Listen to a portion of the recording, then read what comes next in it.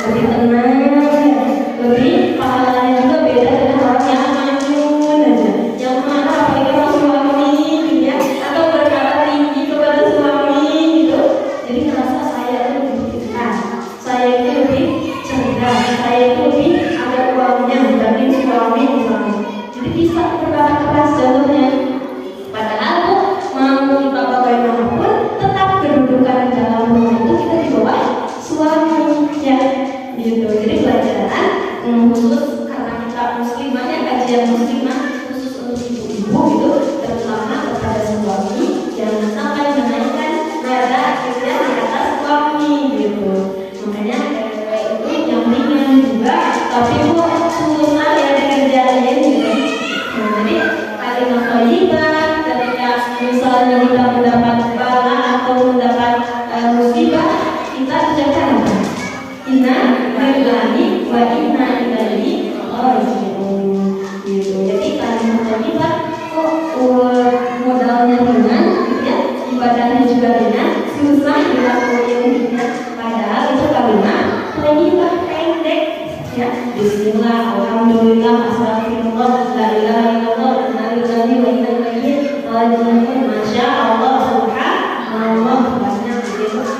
Jadi itu hikmah dari kalimat subhanallah. Kemudian subhanallahi asra. Asra itu berarti dari kalimat apa? Saro yasir. Kemudian dimanfaatkan kepada asal. Jadi asra itu memperjalankan, bukan berjalan ya. Jadi kalau ada yang memperjalankan, ada yang diperjalankan. Siapa yang diperjalankan? Nabi Muhammad sallallahu alaihi wasallam. Siapa yang memperjalankan? Allah Subhanahu wa ta'ala. Jadi ketika Isra Mi'raj, Nabi Muhammad sallallahu alaihi wasallam minal Masjidil Haram ila Masjidil Aqsa, itu yang memperjalankan Allah gitu. Jadi Allah itu berkuasa ya. Jangan kamu yang kecil, yang besar seperti Isra Mi'raj saja Allah kuasa. Allah berkuasa nyiptain kita, Allah berkuasa nyiptain anak-anak kita, Allah berkuasa buat langit, Allah berkuasa menurunkan hujan. Yang kalau air hujan diminum oleh lebah, diproses jadi apa? Madu, masya Allah. Kemudian air yang diminum oleh ular jamur diproses yang luar bisa atau racun. Kemudian diminum lagi oleh sapi, diproses lagi Bu menjadi apa? Susu. Manfaatnya ya, manfaatnya masya Allah. Jadi itu dari air itu suci dan menyucikan, diproses sama Allah, berubah macam-macam keluarnya ya gitu. Makanya Allah itu berkuasa, jangan yang kecil, yang besar pun Allah bisa ya. Jadi Isra Mi'raj jalan diperjalankan Nabi Muhammad dari Masjidil Haram yang ada di Mekah ke Masjidil Aqsa. Ada di mana Bu? Di Palestina atau Palestina boleh. Jadi dari Mekah ke Palestina itu namanya Isra. Dari Masjidil Aqsa menuju Sidratul Muntaha disebut Mi'raj. Itu siapa yang memperjalankan? Allah ya, bukan Nabi Muhammad jalan sendiri, tapi Nabi Muhammad diperjalankan oleh Allah. Bersama siapa? Allah itu siapa Bu? Malaikat Jibril.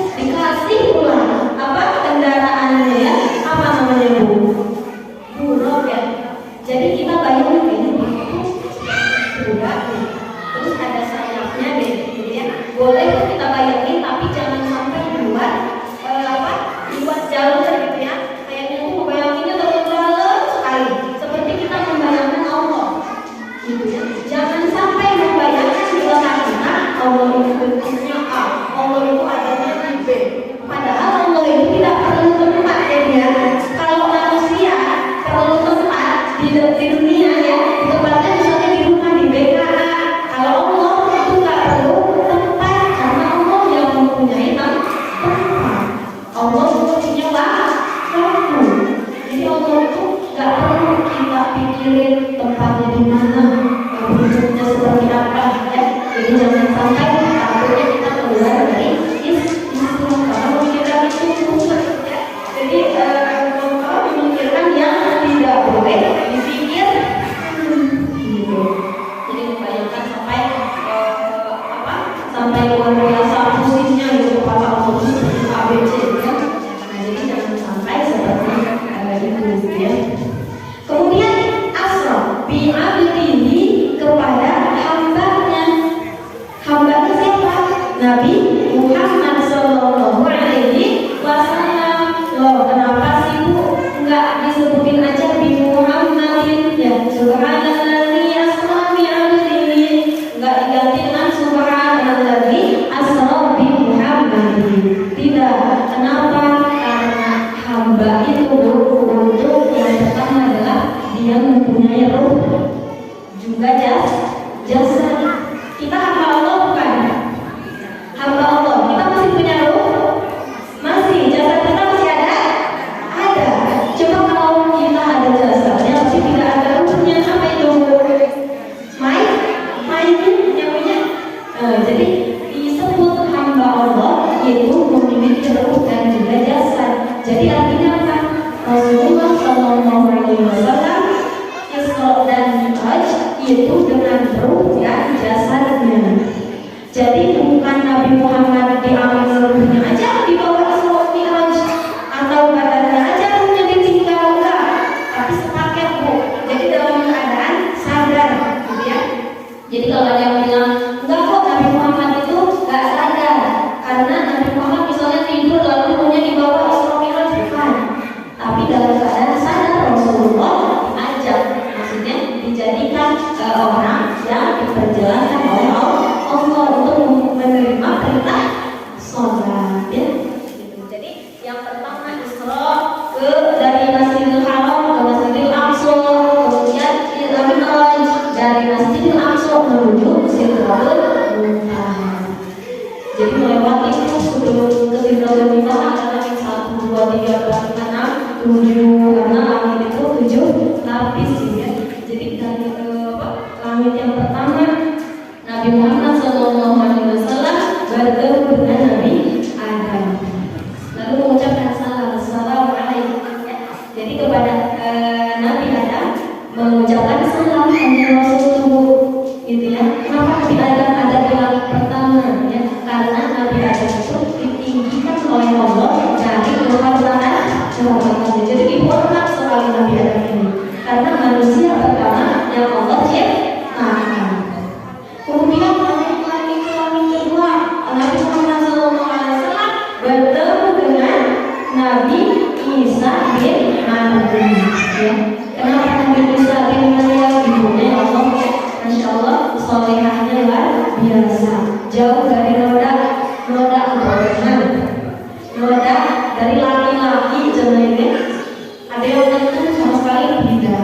Kalau zaman sekarang mungkin bisa aja salaman atau apa dengan laki-laki.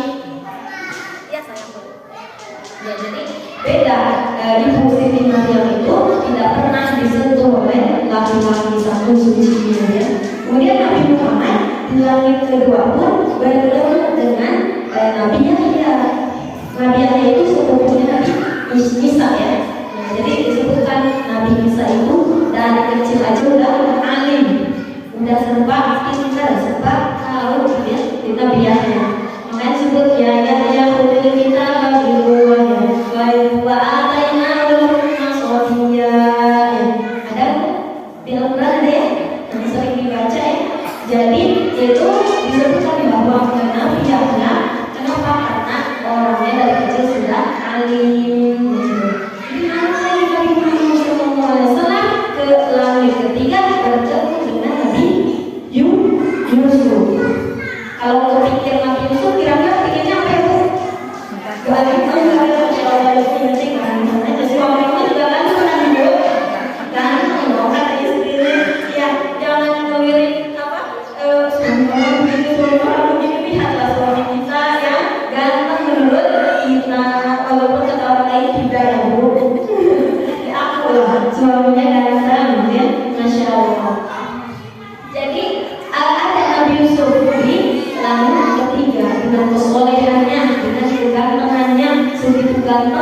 banyak yang menggoda, tapi Nabi Yusuf tidak tertarik, tidak tergoda ya.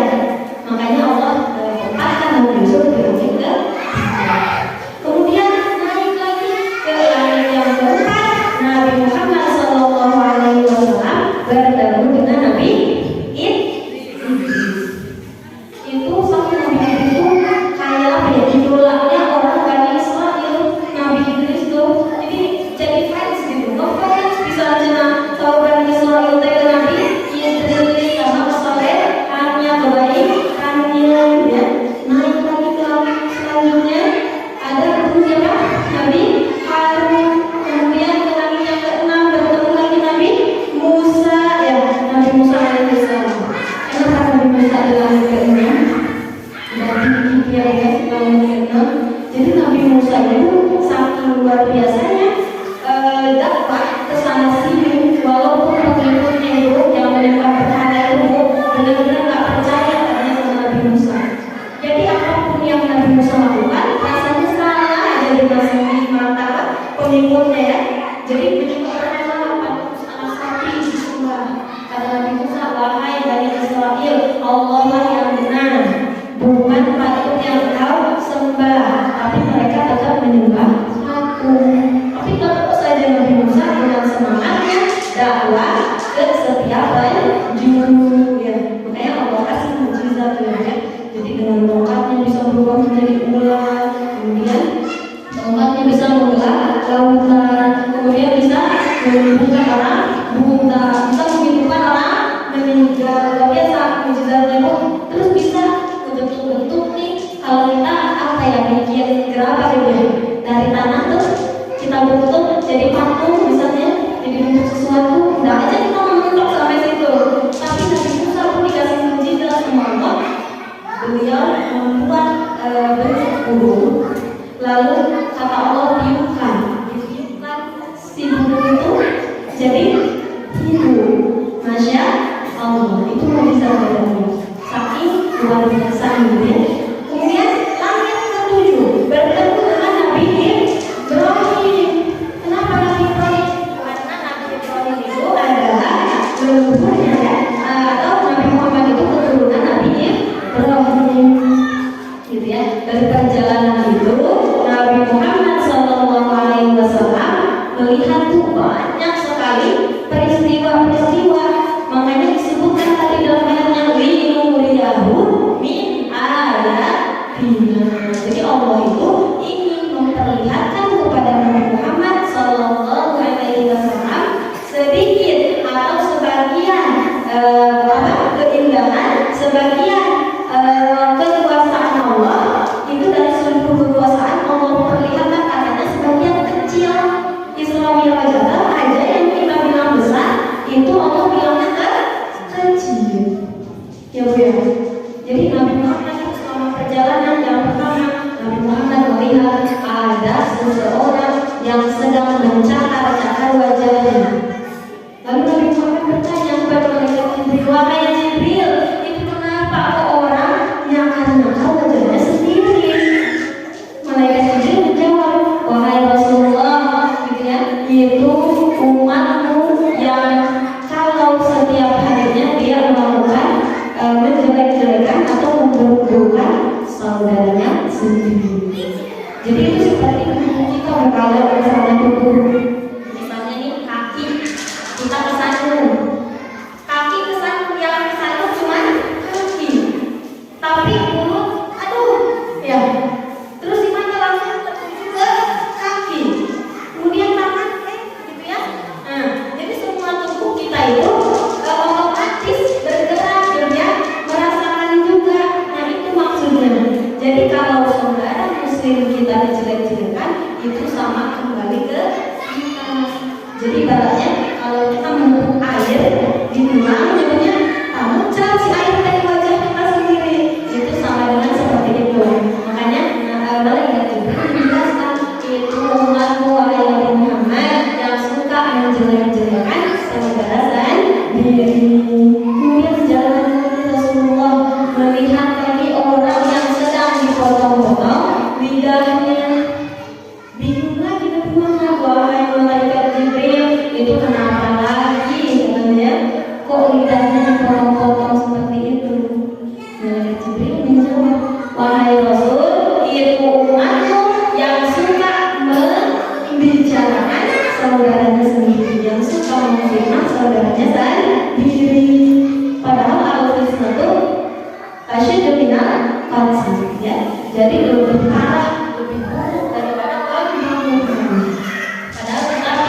Jadi ya Allah membunuh itu menggunakan nyawa itu udah luar biasa parahnya.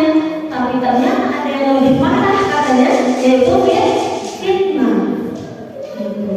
Jadi si A mendengar tentang si B, belum tahu kebenarannya, diceritakan lagi kepada si C. Itu benar atau tidaknya belum tahu, tapi dia lebih-lebihkan, artinya memfitnah. Ya, jadi itu dimisalkan seperti itu, dipotong-potong lidahnya, lalu dia si lidahnya itu begini sebelum dipotong, jadi melambai ke dada, lalu dipotong.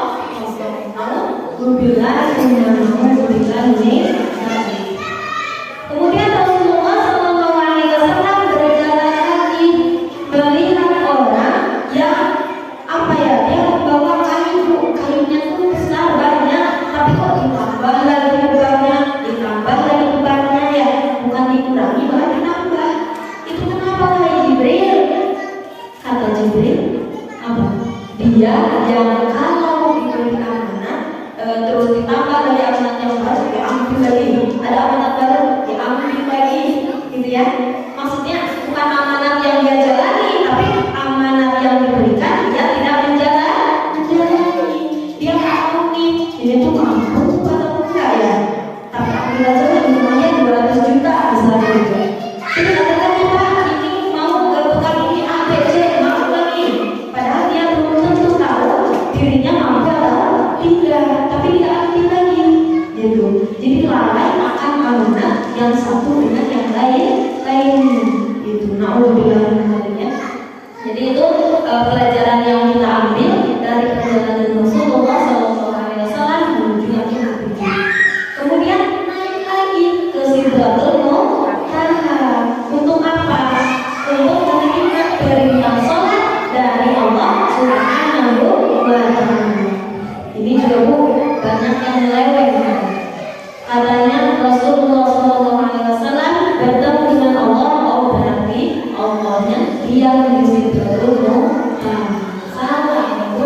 Jadi Allah itu tidak butuh tempat, Allah itu tidak butuh waktu, karena Allah memiliki semua itu ya Bu. Jadi yang ada di Sidratul Muntaha itu Rasulullah Sallallahu Alaihi Wasallam. Itu ngobrol gitu ya kalau sekarang ya Bu. Tapi itu bukan tempatnya Allah Subhanahu wa Ta'ala. Allah perintahkan kepada Nabi Muhammad untuk melakukannya sholat 50 waktu tadinya Bu. Kebayang nggak Bu 50 waktu kita? Kebayang nggak Bu? 5 waktu aja kadang nanti dulu 5 menit lagi.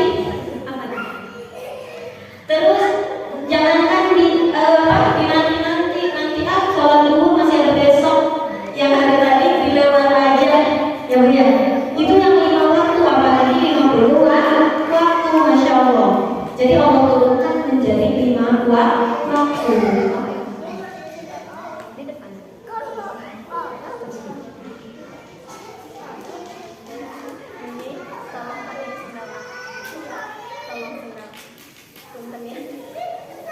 Punten ya Bu. Ya jadi gitu Bu. Kalau misalnya sampai mana saya lupa. Jadi kalau misalnya Rasulullah SAW datang ke Sidratul Muntaha, bukan tempatnya Allah ya, seperti Nabi Musa yang berbicara langsung dengan Allah di Bukit Tursina, bukan tempatnya Allah di Bukit Tursina, tapi tempatnya Nabi Musa. Jadi kembalikan lagi, di refresh lagi gitu ya, ingatan kita bahwa Allah itu tidak perlu tempat, tidak perlu waktu ya. Jadi itulah yang Allah perintahkan kepada Nabi Muhammad untuk umatnya, untuk kita semua, sholat 5 waktu. Makanya disebut as-sholatu imaduddin ya, man aqamaha faqad aqamadin. Jadi siapa orang yang mendirikan sholat seperti dia mendirikan